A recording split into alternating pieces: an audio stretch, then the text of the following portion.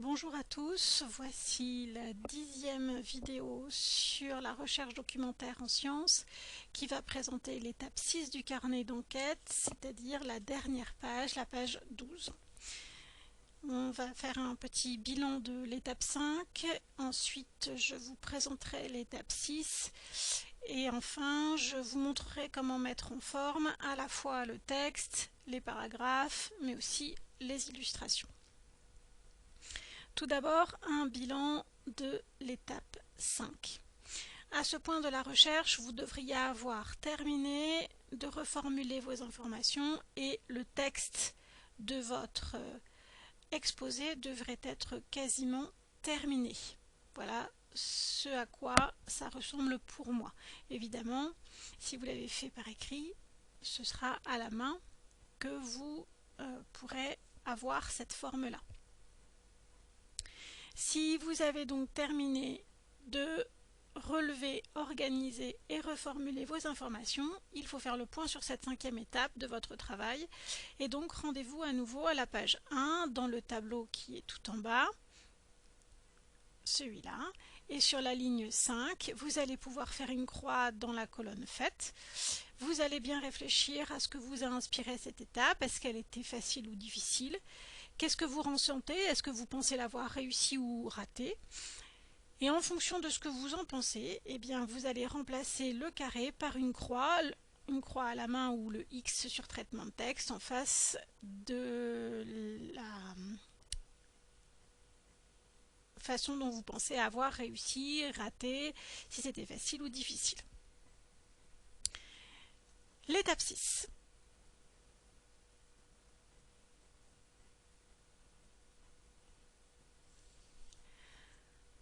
Évidemment, avant de passer à la mise en forme de votre exposé, de le recopier au propre, il va falloir bien relire les consignes pour vous assurer de ne rien avoir oublié.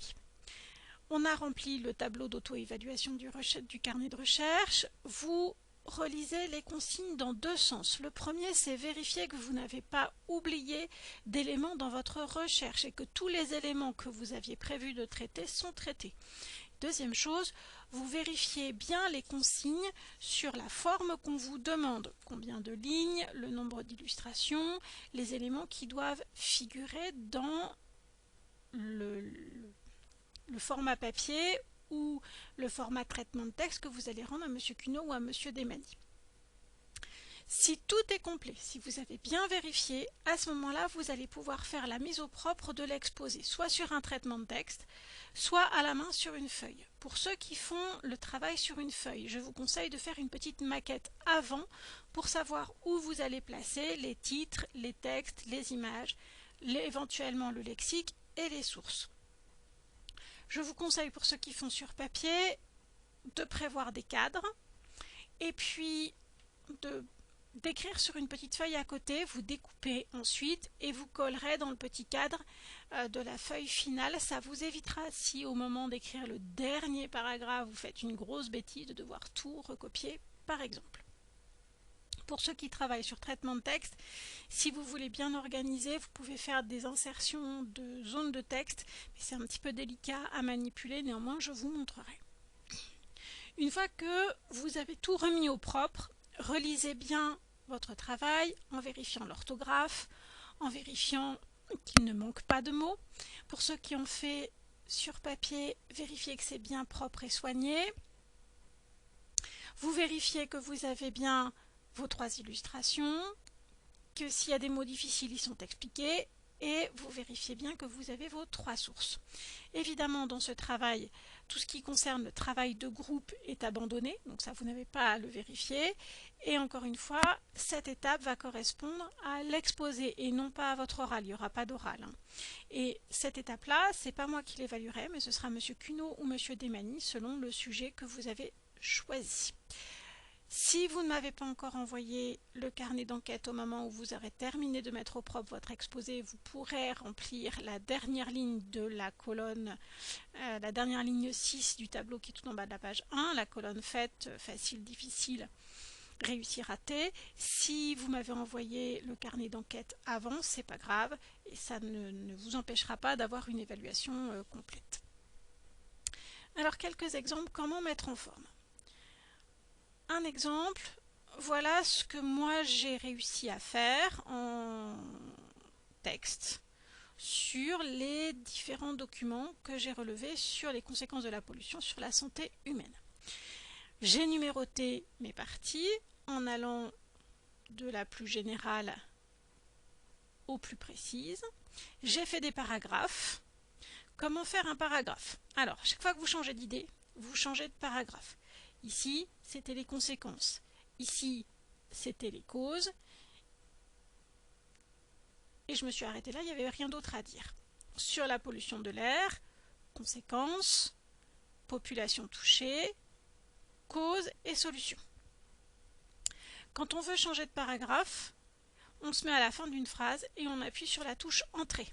Ça fait ça. Si vous dites non pour finir ça va pas, il suffit d'appuyer sur la touche Supr et de revenir là où vous en étiez. Ensuite, on va mettre en valeur les titres. L'idée, c'est que le plus grand, le plus visible, ce soit le titre de votre exposé. Ensuite, d'écrire en plus gros et en plus visible les grands titres. Et s'il y a certains mots qui vous paraissent très importants, vous pourrez aussi les mettre en plus gros, en plus visible. Mais attention, il ne faut pas que ce soit plus gros que les titres. Alors, comment fait-on? On sélectionne le titre, par exemple. On peut sélectionner gras, italique, c'est-à-dire penché, souligné ou pas. Vous pouvez aussi les mettre en couleur. La couleur, on l'a choisie ici. Je vous conseille de choisir une seule couleur de titre pour tout l'exposé. Par exemple, le grand titre et les titres suivants seront tous en vert.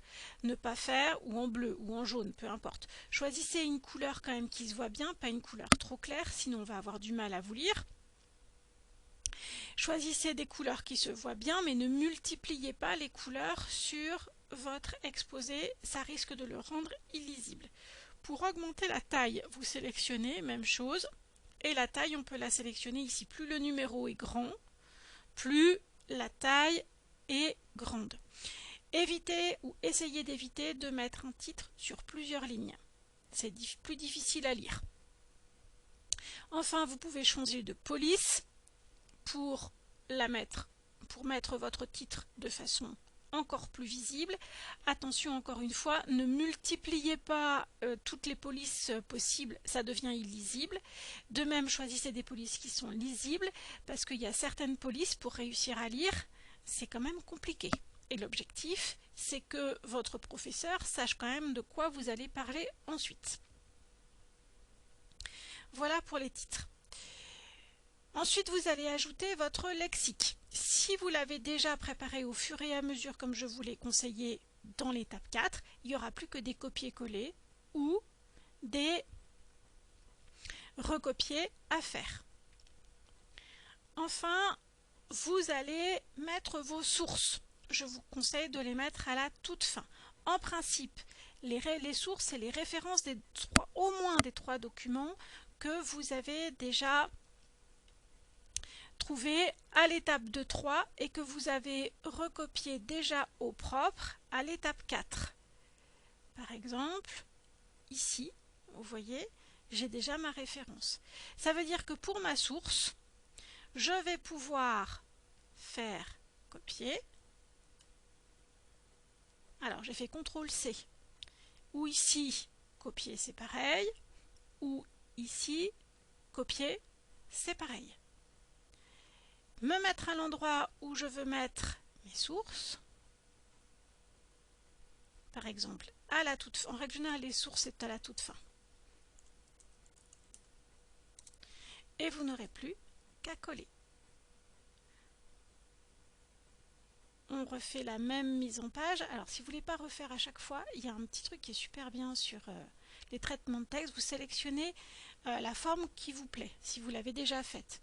Reproduire la mise en forme et vous vous remettez sur la ligne et hop, ça la met pareil.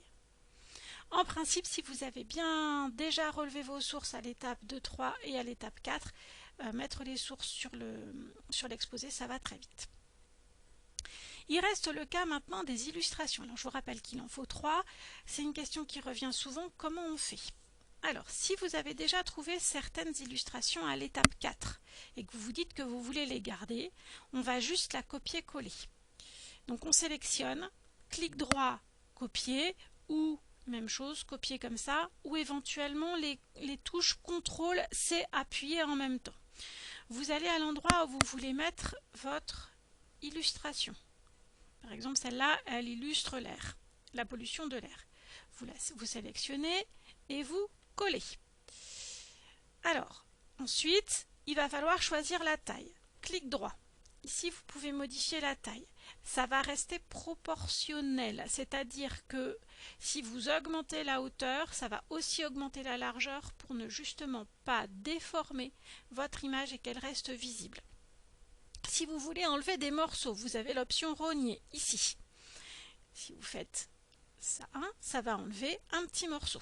Attention à utiliser avec parcimonie.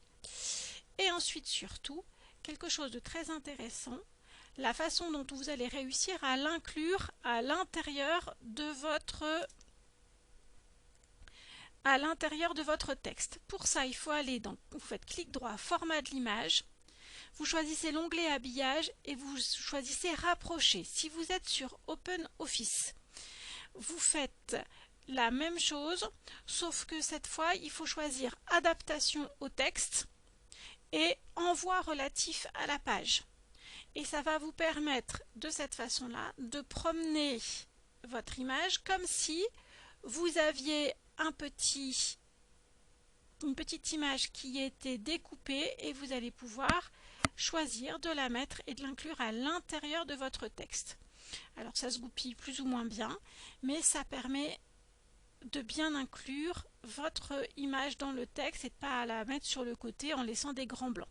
Vous pensez évidemment, une fois que vous avez mis votre image, à mettre une petite légende, c'est-à-dire une phrase qui l'explique. Et si la source n'est pas déjà indiquée dans votre image, là c'est mon cas, elle est déjà indiquée dedans, et bien de bien noter la source, c'est-à-dire l'auteur et le titre de l'image et le site ou le livre ou le magazine dont c'est tiré.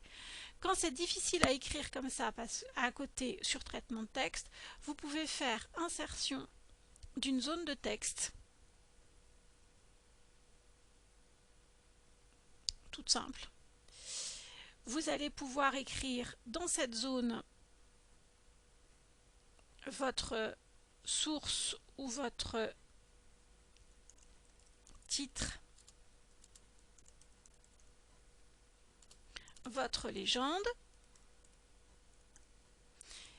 et votre petite zone de texte, vous allez pouvoir la mettre où vous voulez sans gêner le reste.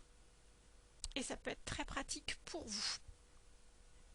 Si vous n'avez pas trouvé d'image dans votre étape 4 qui correspondent à un des paragraphes, ou si les images que vous avez trouvées pour finir ne vous conviennent pas, vous allez pouvoir aller en rechercher sur internet. Donc vous passez par un moteur de recherche, là moi j'ai utilisé Google, avec sa fonction image, ici. Vous tapez vos mots-clés et vous allez avoir un certain nombre d'images qui vont vous être proposées et vous pouvez préciser avec des mots-clés qui vous sont proposés en plus. Imaginons que cette image-là vous convienne. On clique dessus. Le moteur de recherche va ouvrir une page spéciale sur cette image et va vous proposer quelques informations supplémentaires. On vous dit notamment le site dont il vient et où ça a été trouvé dans le site. Je vous conseille donc d'aller directement sur le site à l'endroit où l'image a été conservée. Pour ça, vous cliquez sur l'image ou vous cliquez ici sur la petite terre. Vous remarquez que c'est le même logo